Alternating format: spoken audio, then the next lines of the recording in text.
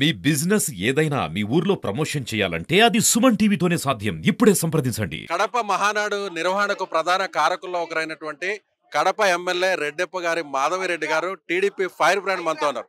ఏంటి madam, Mahanadu success అయింది అనుకోవచ్చా? బాగున్నారా? మీరు నన్ను ఇంటర్వ్యూ చేశారు. సో ఎన్నికలకు ముందు మీరు గెలుస్తారని మేము చెప్పాము, మీరు గెలిచారు. సో మొత్తానికి మహానాడిని ఫస్ట్ ఇయర్ ఇక్కడ తీసుకొచ్చారు. డెఫినెట్ గా ఈరోజు ఉమ్మడి కడప జిల్లాలో 7 స్థానాలని తెలుగుదేశం పార్టీ సాధించుకుంది. దానికి బహుమతిగా కడప జిల్లాలోని వాసులందరికీ ఈ యొక్క మహానాడుని మా ముఖ్యమంత్రి గారు బహుమతిగా ఇచ్చారు. మా యొక్క ప్రతి ఒక్క తెలుగుదేశం పార్టీ కుటుంబ సభ్యులు వాళ్లకు దక్కిన గౌరవంగా భావించి ఈరోజు ఇంత పెద్ద ఎత్తున ఈ యొక్క మహానాడు కార్యక్రమానికి సంబంధించిన అరేంజ్మెంట్స్ లో వచ్చి చేశారు. ఈ మహానాడుని సక్సెస్ చేశారు. మహానాడుకే ఒక స్టాండర్డ్ ఫిక్స్ చేసి ఇచ్చాము. ఇంకా ఇక్కడి నుంచి దీని ప్రకారంగా మహానాడు ముందుకు పోవాలా. ఇది ఒక చారిత్రాత్మకమైన మహానాడు 2025 కడప. మీ ప్రత్యర్థి అంజద్ బాషా మాజీ డిప్యూటీ సీఎం ఒక మాట మాడుతున్నారు. సో మా నాయకుడి విగ్రహానికి టీడీపీ జెండాలను కట్టారు, మేము అధికారంలోకి వస్తే టీడీపీ ఇళ్లకు వైసీపీ జెండాలు కడతాం, ఇప్పుడు మహానాడుకు కరోనాకి కేంద్రంగా మారబోతుంది అని వైసీపీ అంటుంది. మీ ప్రత్యర్థి అంట ఫస్ట్ మాట 11 మంది వైసీపీ పార్టీకి మైకుల ముందు గొట్టాల ముందు మాట్లాడమే ఇంకా పరిమితము. అంత మాట్లాడాలనుకుంటే ఈ 11 మంది వచ్చి అసెంబ్లీలో వచ్చి మాట్లాడితే బాగుంటుంది. ఈ గొట్టాల మీద బయట వాళ్ళ ఇళ్ల ముందు కూర్చొని వాళ్ళ 6 బయటలో కూర్చొని మాట్లాడాల్సిన అవసరం ఏముంది? రమ్మనండి 11 మందిని, వి విల్ సీ దేర్. ఆ దమ్ముంటే రమ్మనండి. ఇంకో మాట, ఏందో కట్టారు అంటారు. ఇది ఒక పెద్ద ఉత్సవము, పండగ కడపలో జరుగుతోంది. ప్రతి ఒక్క సామాన్యుడు దీన్ని ఆహ్వానిస్తున్నారు. వాళ్ళేదో పెద్ద పప్పు శుద్ధ లెక్క మాట్లాడాల్సిన అవసరం లేదు. వాళ్ళ యొక్క నాయకుడు ప్రోగ్రాం జరిగినప్పుడు ఎన్టీఆర్ గారి మీద ఎలా కట్టారు, గురువింద తన నలుపు చూసుకోదంట, గురువింద గింజ తెలుసా సూక్తి? అట్టా ఇంకొకరి మీద 1 వేలు చూపిస్తే వాళ్ళ వైపు 4 వేలు చుట్టుకుంటాయి. ఒక పండగ జరుగుతూ ఉంది, ఆ ఉత్సాహంలో కడతారు, 2 రోజులు కడతారు, మళ్ళీ తీసేస్తారు. పర్మనెంట్ గా ఆయన విగ్రహానికి గుడ్డ వేసే పరిస్థితి లేదు. మాకు కూడా రాజశేఖర రెడ్డి గారు అంటే గౌరవం ఉంది. ఈ రాష్ట్ర ముఖ్యమంత్రిగా పనిచేశారు. వాళ్ళకెంత ఉందో గౌరవం, కానీ అంతకంటే ఎక్కువ గౌరవము యాజ్ ఎ సామాన్యుడిగా మాకు కూడా ఉంది రాజశేఖర రెడ్డి గారి మీద. కానీ ఆయన కొడుకు మీద లేదు, ఆ పార్టీలో గెలిచిన వాళ్ళ మీద లేదు, వైసీపీ పార్టీ మీద. అవినీతి చేసి బొక్కిపోయి ఊరికి ఇట్లా మా గొట్టాలు తీసుకొని మాట్లాడుతున్నారు తప్పితే ముందు మన గబ్బు చూసుకొని పక్కన వాళ్ళ గురించి మాట్లాడితే బ్రహ్మాండంగా ఉంటుంది. కడపలో టీడీపీ జెండానే ఎగరవును అని చెప్పి గతంలో చెప్పారు వైసీపీ నాయకులు, డిప్యూటీ సీఎం కావచ్చు, ఇతర నేతలు కావచ్చు.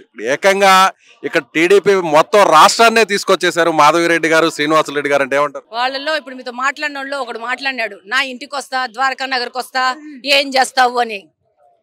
ద్వారకా నగర్ కాదు, నీ ఇంట్లోంచి బయటకు వచ్చే పరిస్థితిలోనే నువ్వు లేవు. ఈరోజు బయటకు వస్తే నేనేమన్ను, ఎందుకంటే నువ్వు నాకు రోల్ మోడల్ కాదు. జనాలు నిన్ను పరిగెత్తించి కొట్టే పరిస్థితిలో ఉంది.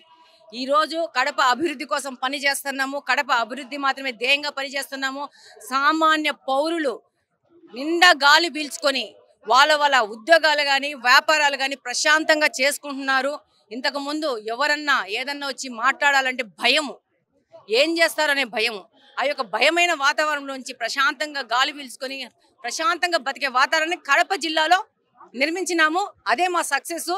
నువ్వు ఇంకా ఏమి చేసుకుంటావో చేసుకో, నువ్వు ఇంకా వచ్చేది కూడా లేదు. ఎన్నికలకు ముందు మా ఇంటర్వ్యూలో మీరు ఒక మాట అన్నారు, మిమ్మల్ని ఎంతో అవమానించారు, ఎంతో బాధ పెట్టారు, చివరాఖరికి మీరు కళ్ళల్లో కూడా నీళ్లు పెట్టుకున్నారు. ఇదే మా సుమన్ టీవీ ఇంటర్వ్యూలో కూడా చెప్పారు.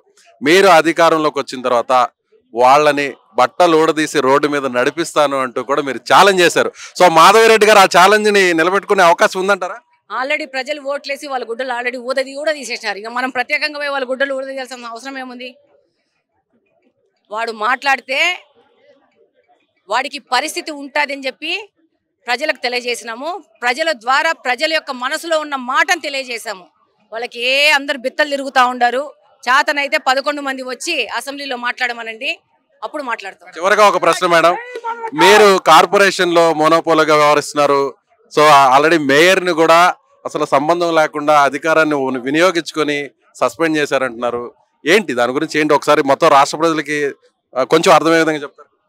మా కడప కార్పొరేషన్ లో కుక్కలకి పిల్లలు పుట్టకుండా టూబెక్టమీ వ్యాసక్టమీ ఏదో నాకు తెలియదు, అది ఐడియా లేదు. ఆ ఆపరేషన్ చేసి 20 లక్షలు దొబ్బిన పెద్ద మహాగణుడు ప్రథమ పౌరుడు గారు, అవినీతి చక్రవర్తి.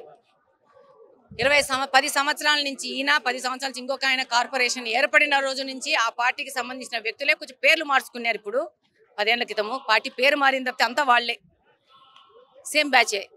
కార్పొరేషన్ హస్తగతం చేసుకొని కడపకి ఈరోజు హెడ్ క్వార్టర్స్కి ద్రోహం చేసిన వ్యక్తులు అంటే వీళ్ళే. అభివృద్ధి లేకుండా ఇది కడప జిల్లాకి హెడ్ క్వార్టర్స్, ఉమ్మడి కడప జిల్లాకి హెడ్ క్వార్టర్స్ ఉన్న కడపని ఈరోజు 70% కడపలో రోడ్డు లేవంటే, అధోగతి పాలైందంటే ఈరోజు వీళ్ళదే. అవినీతి చేశాడు, ఆధారాలతో సహా అది నిరూపితమైంది. చర్యలు తీసుకోమంటారా లేదంటారా? మిమ్మల్ని అడుగుతున్నా నేను. తప్పు చేస్తుంటే ఎవరి మీదైనా చర్య తీసుకో. అవినీతి చేసినాక ఆధారాలతో పాటు పువ్వు అయినాక ఎంత పెద్ద వ్యక్తి అయినా చర్యలు ఉంటాయి కదా, ఆ చర్యలే ప్రభుత్వం తీసుకుంది. ఆయన ఎక్కడ ఉండాలో ఆ యొక్క స్థానం చూపించింది. ఇంకా ఆయనకు ఆ పదవి వ్యామోహము కాంక్ష జారలేదు. ఒక కోటుకు పోతే ఇంకో కోటికి, ఇంకొకటి పోతే ఇంకొకటి, కోట్లు కొట్టేస్తా ఉంటే ఈయన పోతానే ఉన్నాడు. ఆ చరిత్ర ముగిసిందండి. కడపను బాగు చేసుకోవాల్సిన అవసరం ఉంది. డెఫినెట్ గా ప్రతి ఒక్క కార్పొరేటర్ సాయంతో కడపను బాగు చేసుకుంటాము. కార్పొరేషన్ లో ఒక ప్రొడక్టివ్ డిస్కషన్ కావాలా, అంతేగాని నువ్వు రాటిఫికేషన్స్ పెట్టుకుంటా డబ్బులు దండుకొని సిగ్నేచర్స్ చేసుకొని డబ్బులు డ్రా చేసుకుంటుంటే అది ఇక జరగదు. ఇన్ని రోజులు మా అడ్డా గడ్డ అన్నారు, మీది అడ్డా కాదు, మీది గడ్డ కాదు, ఇది ప్రజలు. కడపలో నివసిస్తున్న ప్రతి ఒక్క ప్రజల యొక్క హక్కు ఉన్నది కడప. కడప రెడ్డమ్మ గారి ధైర్యాన్ని, ఫైర్ బ్రాండ్ ని మీ అధినేతలు ఎంకరేజ్ చేస్తున్నారా? డెఫినెట్ గా చంద్రబాబు నాయుడు గారి ఆలోచనతోనే రాజకీయాల్లో దిగినాము. అంతకంటే ముందు మా భర్తకి ఆలోచన వచ్చింది, ఇక్కడ మహిళను నిలబెట్టాలని. వాళ్ళిద్దరి ఆలోచనతో ముందుకెళ్తున్నాను. వాళ్ళు ఏ విధంగా ఆలోచిస్తున్నారో వాళ్ళ ఆలోచనకు అనుగుణంగా ప్రజాసేవ చేసుకుంటూ ముందుకు పోతాము. వాళ్ళు ఏది ఆలోచించినా దాని ప్రకారం పని చేసుకుంటూ పోతాము. డెఫినెట్ గా మా నాయకులకు, పని చేసే వాళ్ళకి డెఫినెట్ గా గుర్తింపు ఉంటుంది. మహిళలకు అంతకంటే ఎక్కువ గుర్తింపు ఉంటుంది, యువతకు అంతకంటే ఎక్కువ గుర్తింపు ఉంటుంది. కాబట్టి జై Telugu Desam. Thank you madam, thank you so much. So ఇది కడప ఎమ్మెల్యే రెడ్డప్ప గారి మాధవిరెడ్డి గారి మాటలు. సో ఖచ్చితంగా ఎన్నికలకు ముందు తనను అవమానించినటువంటి వైసీపీ నేతలకు ఇప్పుడు బుద్ధి చెప్పేటువంటి అవకాశం వచ్చింది. ప్రజలే బుద్ధి చెప్పారు. సో ఇప్పుడు ఏదైతే ఎన్టీఆర్ విగ్రహానికి టీడీపీ గతంలో వైసీపీ జెండాలు కట్టినటువంటి వీడియోస్ను కూడా ఆమె చూపిస్తున్నారు. కాబట్టి విమర్శలు చేసే వాళ్ళకి ఈ విషయాన్ని కూడా గుర్తుంచుకోవాలంటూ కూడా ఆమె చెప్తున్నటువంటి మాట. కెమెరామెన్ మహేష్తో విజయ్, సుమన్ టీవీ, కడప, మహానాడు నుంచి.